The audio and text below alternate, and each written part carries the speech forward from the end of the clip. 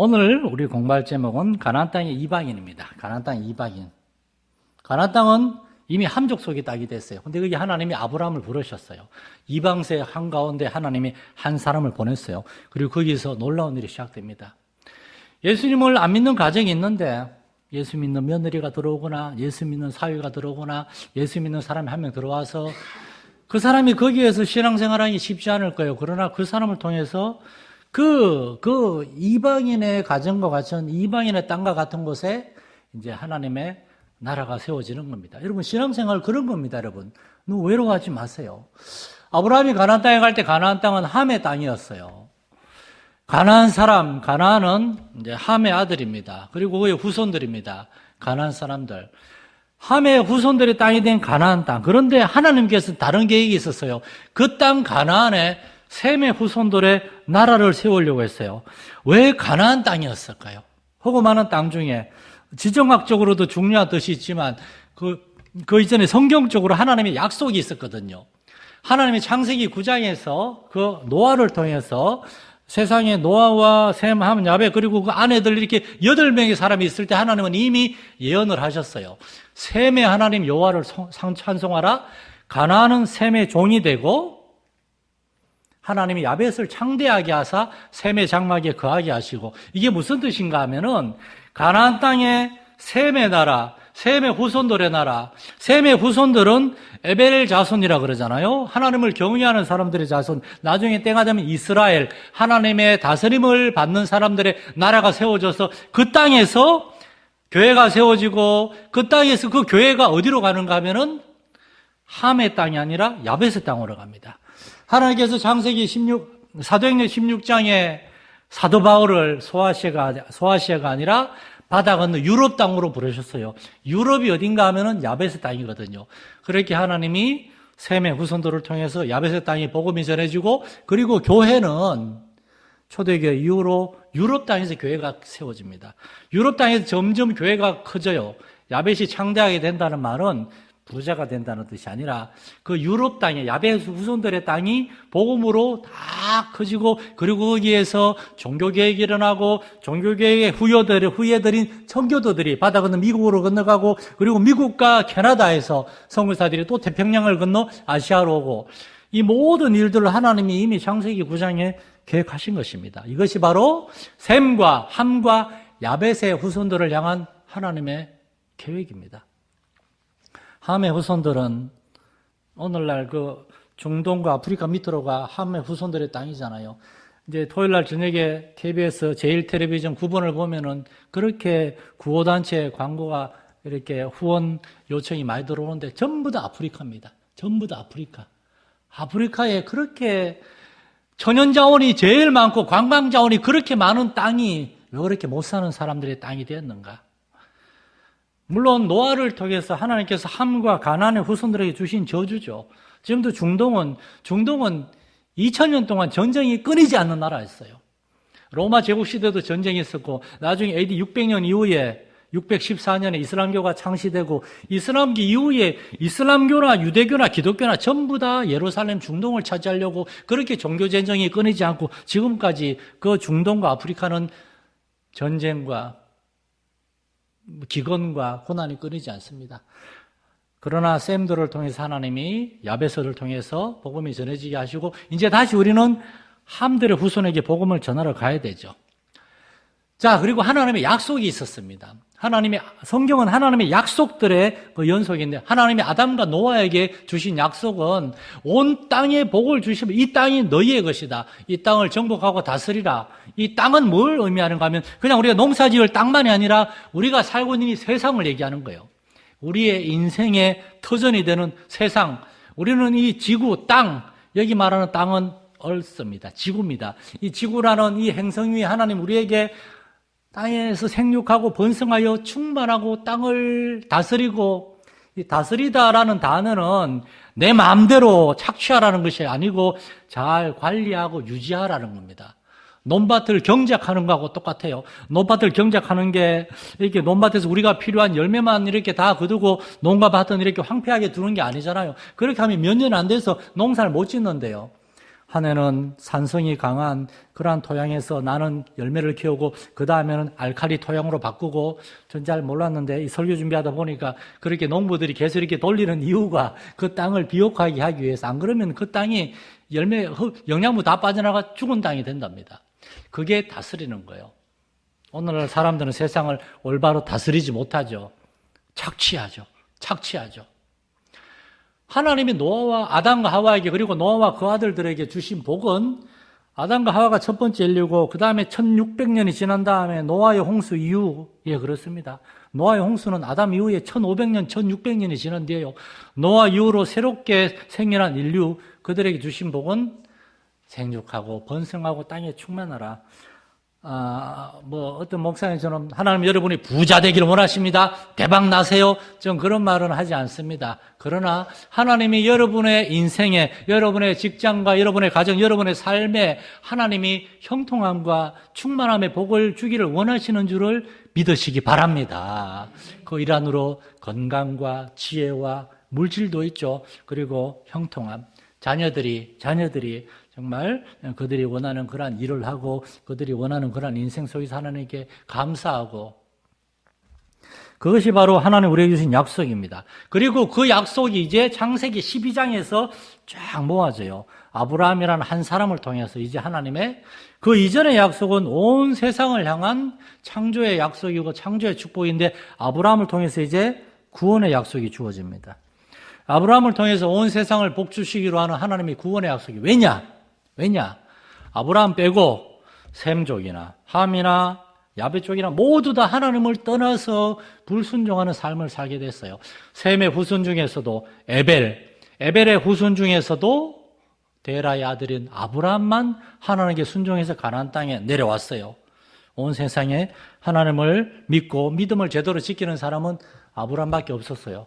그래서 하나님은 그 아브라함을 통해서 온 세상에 복을 주길 원하셨습니다. 아브라함을 보고 뭐라 그런가 하면은 네가 복이 될 것이다. 아브라함이 먼저 복이 되는 거예요. 그리고 아브라함을 통해서 복이 흘러나가는데, 그것은 마태복음 1장 1절에서 이렇게 성취가 되죠.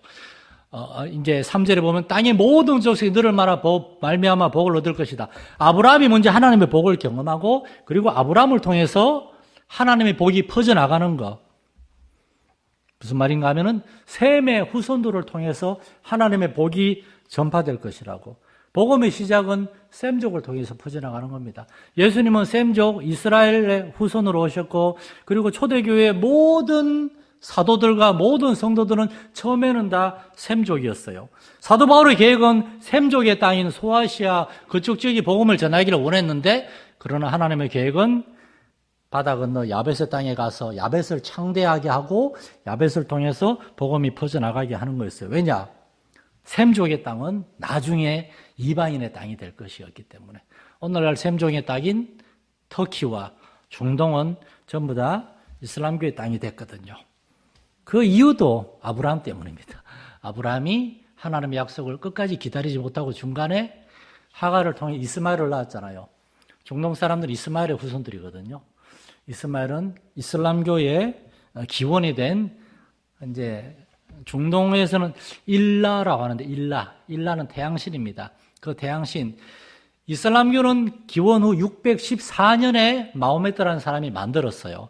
그러나 마호메트 이전에도 그 땅에는 일라라고 하는 우상을 믿는 아랍 종교가 있었어요. 그게 이스마엘의 종교예요. 왜 일라인가 하면은 히브리어로는 엘, 아랍어로는 일, 이게 하나님이라는 뜻입니다. 이스마엘도 하나님을 믿는 사람이었어요. 그런데 후손들을 읽으면서 이삭의 후손들은 믿음을 올바로 지켜서, 물론 유대교 보면은 엉터리 신앙으로 갔지만 하나님의 선지자들 보내시고 그 아들을 보내서 다시금 하나님 신앙 회복하시는데, 이스마엘의 후손들은 계속해서 하나님에게서 멀어져서 우상 종교로 갔고, 그들의 터전 위에 마호메트라는 사람이 알라라고 하는 신을 만들어가지고 알라 신을 믿는 이슬람교를 창시했죠. 그걸 하나님은 아시고 이 셈족의 후손에게서 복음이 야벳에게로 가게 한 겁니다. 아브라함에게 주신 약속은 그래서 구원의 약속입니다. 구원의 약속. 창세기 15장 4절에 보면 네 몸에서 날 자가 네 상속자가 되리라. 이것은 물론 첫 번째로는 이삭을 얘기하는 겁니다. 그러나 두 번째로는 아브라함의 후손으로 오시는 예수님이 하나님의 상속자가 되어서 마귀의 소유가 된 온 세상을 하나님이 다시금 그 아들을 통해서 회복하시는 겁니다. 예수님이 오신 것은 마귀와 싸워서 마귀의 종노릇을 하고 있는 우리를 다 건져서 하나님의 나라로 데려가기 위해서, 그러한 선한 싸움을 위해서 예수님이 오신 거예요. 그리고 때가 되면은 이제 그 무뼈를 보라 하늘의 별과 같이 네 자손이 이와 같으리라. 물론 이스라엘 사람들이 많아졌죠. 그러나 이것은 단지 이스라엘만이 아니라 교회가, 예수님이 오셨을 때 교회는 작고 연약한 소수의 사람들의 공동체에서나 지금 온 세계에 가장 많은 사람들이 교회를 다니고, 물론 그 중에 이렇게 이렇게 날라리 신앙도 있겠지만은 주일날만 이렇게 그냥 명목상의 신자들도 있겠으나, 그러나 아직도 살아계신 하나님을 믿는 믿음의 사람들이 제일 많은 곳은 기독교 교회죠. 그것이 이제 마태복음 1장 1절에 아브라함과 다윗의 자손 예수 그리스도의 족보라, 예수님을 통해서 그 약속이 성취가 되죠. 셈의 후손이고 아브라함의 후손으로 오신 예수 그리스도를 통해서 그 구원의 약속이 이루어진 거죠. 마지막 한 가지 질문은 왜 아브라함이었을까 하는 겁니다. 왜 아브라함이었을까? 첫 번째로 아브라함은 하나님의 말씀에 순종하는 믿음의 사람이었습니다. 아브라함의 믿음은 아브라함이 믿음의 조상인데 하나님의 말씀에 순종했어요.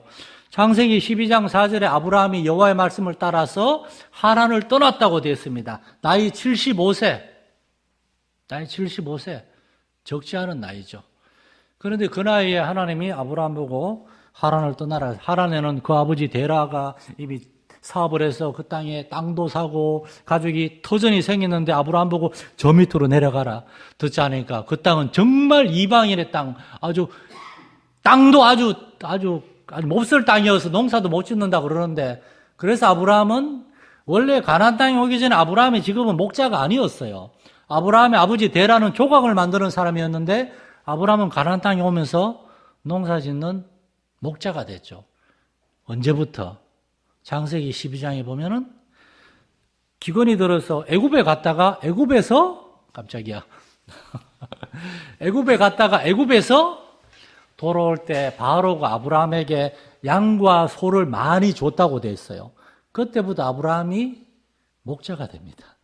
그 이전에까지 아브라함은 목자가 아니었어요. 가나안 땅은 목축업밖에 할 수 있는 게 없어요. 농사는 지을 수가 없는 땅이니까. 이렇게 하나님의 말씀에 순종한 단순한 믿음의 사람, 아브라함의 모토는 순종이 우선이다. 순종이 믿음이다. 믿는 건 순종하는 거다. 말로 아무리 믿는다 그러는 거는 의미가 없어요. 순종하는 겁니다. 심지어 이때 아브라함은 하나님에 대해 잘 알지도 못했어요. 완전 초신자였어요. 그러나 순종했어요. 단순한 순종의 사람. 여러분, 믿음은 순종인 줄 믿으시기 바랍니다. 그리고 아브라함은 가나안을 끝까지 떠나지 않았어요. 중간에 아주 유혹이 많았어요. 예를 들어 그의 조카 롯은 가나안을 떠나서 요단 동편의 소돔과 고모라 땅으로 갔습니다. 그러나 아브라함은 가나안 땅에 거주하였다라고 성경은 말합니다. 이 요단강을 기준으로 요단강 동편에 소돔과 고모라가 있었는데 아브라함은 가나안 땅에 그 사막에 계속 있었어요. 왜냐? 하나님이 가나안 땅에 있으라 그랬으니까. 몇 살 때까지요? 99세까지. 그리고 마침내 99세에 거기서 아들을 얻게 되죠. 아들을. 그리고 난 뒤에 아브라함은 계속 살았습니다. 75세에 가나안 땅에 와서 175세가 될 때까지 아브라함은 거기 살았어요. 그렇게 해서 아브라함은 믿음의 조상이 됩니다. 창세기 22장 1절에 보면은 엄청난 일이 있습니다. 아브라함의 인생에 가장 힘든 시간이었을 거예요. 아브라함의 나이가 한 110세에서 115세 정도 됐을 때, 그 아들 이삭의 나이가 적어도 15살 전후했을 때 하나님 아브라함에게 말씀하시기를 네 아들 이삭을 저기 산에 데리고 가서 번제로 드리라. 번제로 드리란 말은 불에 태우라는 얘기입니다. 우리가 그런 얘기를 들었으면은 우리는 어떻게 하나님이 이런 명령을 하실 수가 있나? 이건 너무 심하다. 그러나 아브라함은 하나님의 명령에 대하여 이순재 할아버지처럼 묻지도 따지지도 않았습니다. 생각하지 않았어요. 하나님의 명령해 가지고 자꾸 생각하고 의심하고 그런데 시간 낭비하지 않고 단순하게 순종했는데 이것을 히브리서 기자는 믿음이라 그럽니다. 믿음. 그러면서 아브라함의 믿음은 하나님이 네 몸에서 날 독자 이삭을 통해 후손을 주리라 약속했으니까 그런데 이삭을 죽이라 그러면 이삭을 내가 칼로 찔러 번제로 드려도 하나님이 다시 살려주시려나 보다. 이 정도까지 믿었다는 거예요. 이걸 가리켜서 전적인 신뢰라고 그러는 겁니다. 여러분, 정말 엄청난 믿음이죠. 엄청난 믿음이죠. 아브라함이 실수가 많았어요. 부족함이 많았어요. 그런데도 하나님 일한 것 때문에 결국 아브라함을 하나님이 높이 들어 쓰신 겁니다. 우리 열린교회 성도들 한 사람이 아브라함의 단순한 믿음, 순종의 믿음, 하나님을 전적으로 신뢰하는 그 믿음의 사람이 되어서 여러분의 가정과 여러분의 삶의 터전에서 하나님의 나라를 세워나가는 우리 성도들 될 수 있기를 축원합니다. 하나님 아버지, 아브라함 한 사람이 하나님께 순종했을 때 그를 통해서 온 세상의 구원의 역사가 하나님이여 정말 생겨나게 되었습니다. 한 사람이 순종할 때 그 가정이 변화되고 그의 인생이 변화되고 그 자손들이 변화되는 것을 우리가 압니다. 우리 성도들 한 사람이 아브라함의 믿음, 아브라함과 같은 순종의 사람들 되게 해 주옵소서. 예수님의 이름으로 기도드립니다. 아멘. 하늘에 계신 우리 아버지의 이름을 거룩하게 하시며 아버지의 나라가 오게 하시며 아버지의 뜻이 하늘에서와 같이 땅에서도 이루어지게 하소서. 오늘 우리에게 일용할 양식을 주시고 우리가 우리에게 잘못한 사람을 용서하여 준 것 같이 우리 죄를 용서하여 주시고 우리를 시험에 빠지지 않게 하시고 악에서 구하소서. 나라와 권능과 영광이 영원히 아버지의 것입니다. 아멘.